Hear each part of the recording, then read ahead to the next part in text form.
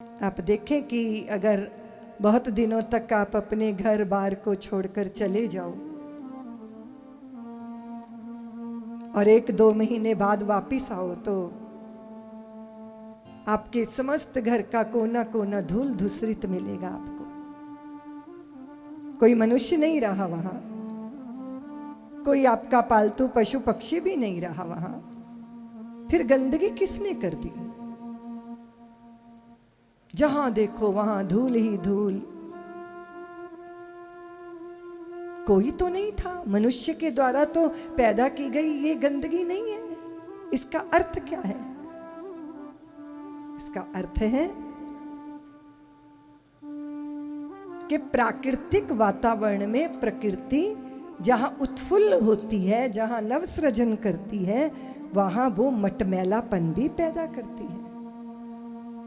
आप फिर उसकी सफाई करते हो, अपने घर को झाड़ू पोंछा करते हो, कितना परिश्रम करते हो। अगर आपके अंतःकरण के आंगन की बात करेंगे, हम अपने अंतःकरण के आंगन की बात करेंगे, तो हम देखेंगे कि हमारे द्वारा बहुत कुत्सित प्रयत्न नहीं हुए, कोई दुष्कर्म नहीं हुआ, कोई हमने कुकर्म नहीं किया, हमने जानबूझकर अशुचितापूर्ण मार्ग पर हम नहीं चले, तो भी प्रकृति तो अपना काम करेगी। और प्रकृति का काम है विकार पैदा करना। प्रकृति विकृति पैदा करती है। अगर आप स्वयं को संस्कारित ना करो और प्राकृतिक बन जाओ तो प्राकृतिक कैसे बनोगे? प्रकृति को देखो जंगल में जाकर, हमने खरगोशों के आचरण को देखा। नन्हे नन्हे शावक पैदा हुए तो बड़े ने वो नन्हे से शावक को मार डाला। हमारे यहाँ वात्सल्य सरोवर में बतखें आईं और बतखों ने अंडे दिए, बड़े प्यारे प्यारे से, मुलायम मुलायम, कोमल कोमल, हल्के हल्के पीले रंग के बतखों के चूजे उन अंडों में से निकले। इतना मनोरम दृश्य था। लेकिन उस नन्हे से शावक को, नन्हे से बच्चे को, नन्हे से चूजे को एक बड़ी बतख ने मार डाला, नोच डाला उसको। इतनी क्रूर होती है प्रकृति का स्वभाव। क्यों मारा होगा? कंपिटिटर होगा क्या वो उसका? प्रतिस्पर्धी होगा? क्या होगा?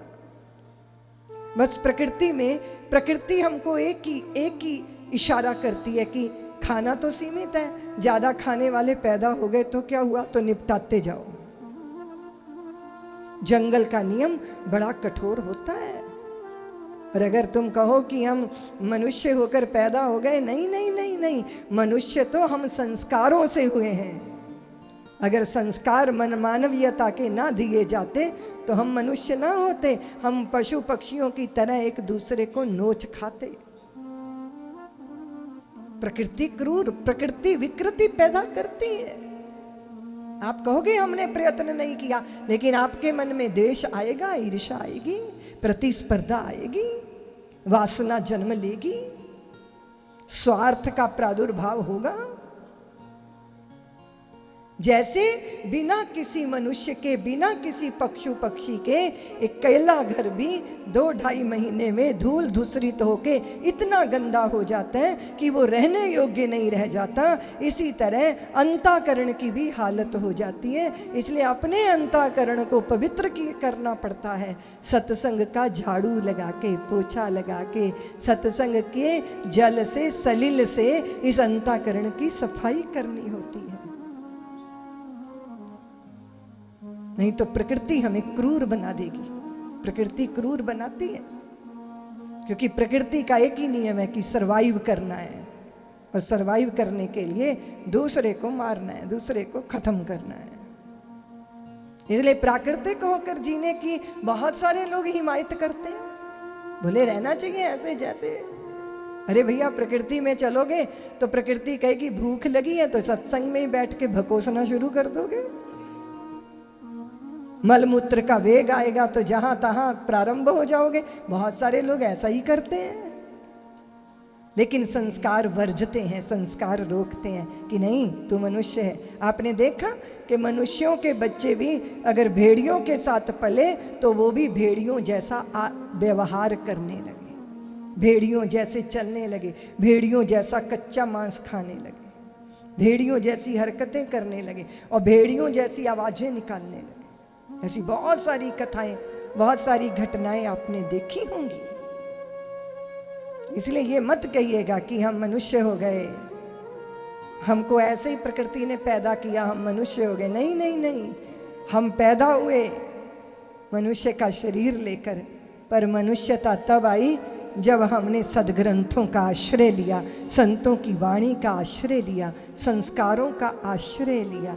हमने समझा कि हमारे अंतर में पशु होने की भी संभावना है और देवत्व को जागृत करने की संभावना है। तो जिन्होंने हमें मनुष्य बनाया, मानवीय संवेदनाओं से सजाया, उनके प्रति चित्त में कृतज्ञता पैदा तो होती है ना।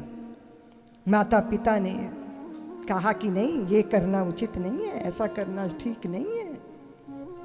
गुरुओं सदगुरुओं ने हमारे लिए मार्गदर्शन किया, हमारे लिए पथ निश्चित किया।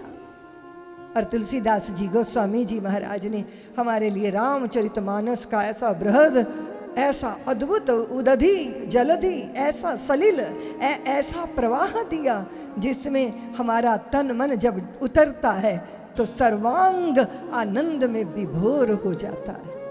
राम राम राम राम राम। उन्होंने भाव में डूबकर स्वांता सुखाए निजानंद के लिए रामचरितमानस रचा, निजानंद के लिए शांता सुखाए। और जब इसको गाया तो वो रस में डूब गए, जब उसको बांटा तो वो व्यष्टि से समष्टि हो गए, उनका अहम वयम बन गया, उनका बिंदु सिंधु हो गया। कैसी अद्भुत रचना रामचरितमानस का। ये जो कवि है उसके चरणों में न्यौछावर होने का मन होता है।